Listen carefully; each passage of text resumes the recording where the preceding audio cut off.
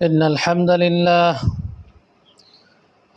لله نحمده ونستعينه ونستغفره ونعوذ بالله من شرور أنفسنا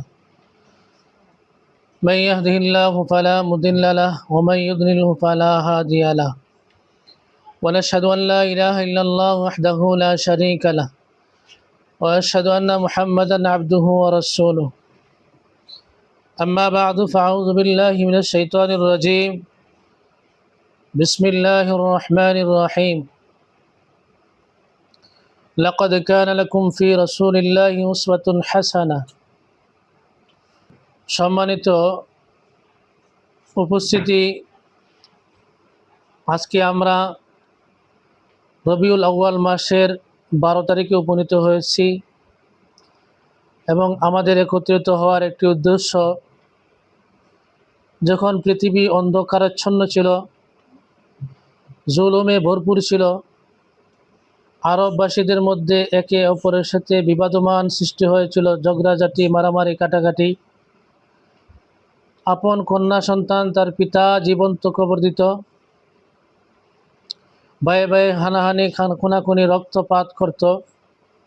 বিশ্ব মানবতার যখন বিপর্যয় ছিল, এই মুহূর্তে আল্লাহ তাআলা তার প্রিয় হাবিব মুহাম্মদুর রাসূলুল্লাহ সাল্লাল্লাহু আলাইহি ওয়াসাল্লামকে এই রবিউল আউয়াল মাসে 12 তারিখে সুবহ সাদিকের সময় এই দুনিয়ার মধ্যে আগমন ঘটিয়েছিলেন।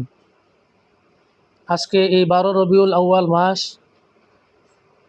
মহিউসনা কাসিমুল উলুম মাদ্রাসার সকল ছাত্র এবং শিক্ষক বৃন্দ একত্রিত হয়েছেন। নবী করিম সাল্লাল্লাহু আলাইহি ওয়াসাল্লামের জন্ম, নবী করিম সাল্লাল্লাহু আলাইহি ওয়াসাল্লামের আগমনে আমরা অত্যন্ত খুশি এবং আনন্দিত। তার চাইতে আরও বেশি আনন্দিত যেই নবী করিম সাল্লাল্লাহু আলাইহি ওয়াসাল্লামকে সৃষ্টি না করলে আসমান, জমিন, লৌহ কালাম কোনো কিছুই আল্লাহ তাআলা সৃষ্টি করতেন না।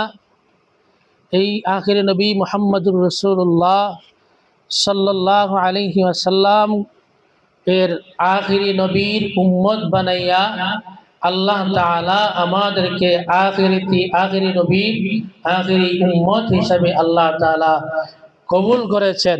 এজন্য আমরা আল্লাহ তাআলার দরবারে আরো বেশি আনন্দিত এবং খুশি এবং শুকরিয়া আদায় করে আলহামদুলিল্লাহ।